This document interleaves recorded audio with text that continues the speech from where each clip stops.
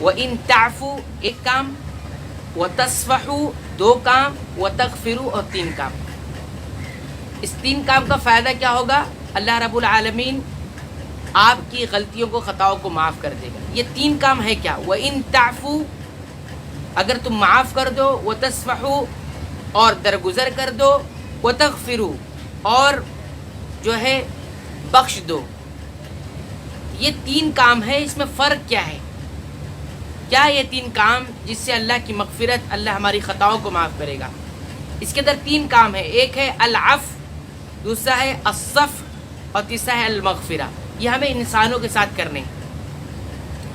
وَإِن تعفو، تعفو عفو کا مطلب کیا ہوتا ہے کہ اگر کسی سے کوئی غلطی ہو جائے تو غلطی کرنے پر وہ اگر شرمندہ ہے، نادم ہے، تو آپ اس کے ساتھ عفو کریں۔ عفو کا مطلب کیا ہوتا ہے کہ آپ اس کی غلطی پر سزا نہ دیں، یہ ہے وہ عفو۔ وَإِن تعفو اگر آپ سزا نہیں دیں گے، یعنی عفو سے کام لیں گے، معاف کر دیں گے، تو یہ ہو گیا۔ اور اس کے بعد اللہ تعالیٰ نے کہا وَتَصْفَحُوا اور صفح سے کام لو، درگزر کرو۔ درگزر کا مطلب کیا ہوتا ہے؟ فرق یہ ہے عفو اور درگزر میں کہ درگزر کا مطلب ہوتا ہے کہ اسے ڈانٹو ڈپٹو نہیں۔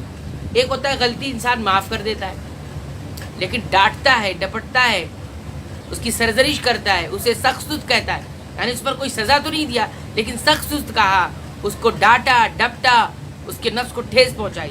غلطی کیا ہے آپ نے، سزا ایسی کوئی نہیں دی، مارا پیٹا نہیں یا کسی اور قسم کی کوئی سزا، لیکن آپ نے کیا کیا؟ اسے صفحے سے کام نہیں لیا، درگزر نہیں کیا۔ تو وَتَصْفَحُوا اور تم درگزر سے بھی کام لو، یعنی ڈانٹو ڈپٹو نہیں۔ اور تیسرا اسٹیپ، تیسرا کام کیا ہے؟ وَتَغْفِرُوا اور تم کیا کرو؟ بخش دو۔ بخشنے کا مطلب کیا ہے کہ آپ ایک تو سزا نہیں دیں گے، دوسرا زجر و توبیخ یعنی ڈانٹے ڈپٹیں گے نہیں، تیسرا کام اس کی جو غلطی ہے، اس کا جو لغزش ہے، اس کی جو غلطی ہے اس کو چھپا دیں گے۔ اسی کو تغفروا مغفرت کہا جاتا ہے۔ اس کی غلطی کو جو ہے چھپا دیں گے، اسے پھیلائیں گے نہیں، اسے پھیلائیں گے نہیں۔ تو اب جب آپ دیکھیے، اگر آپ نے کسی کو سزا نہیں دی تو گویا آپ نے عفو کا معاملہ کیا، اور اگر آپ نے اس کو ڈانٹا نہیں تو آپ نے صفح کا معاملہ کیا، اور اگر آپ نے اس کی غلطی کے خطا کو چھپا دیا، اسے پھیلایا نہیں، اسے سماج اور معاشرے میں پھیلایا نہیں، تو کیا ہوگا؟ آپ نے پھر غفر کا کام لیا، بخشنے کا کام لیا۔ تو میرے بھائیوں، یہ تین چیزیں بہت اہم ہیں۔ یہ تین چیز اگر ہم انسانوں کے ساتھ کرتے ہیں، اپنے دوستوں احباب کے ساتھ، اپنے ساتھ رہنے والوں کے ساتھ، اپنے رشتہ داروں کے ساتھ، تو انشاءاللہ اللہ کی رحمتیں بھی نازل ہوں گی، اللہ کی مغفرت بھی ہمیں نصیب ہوگی، اور اللہ کی تمام برکتیں بھی ہمیں حاصل ہوگی۔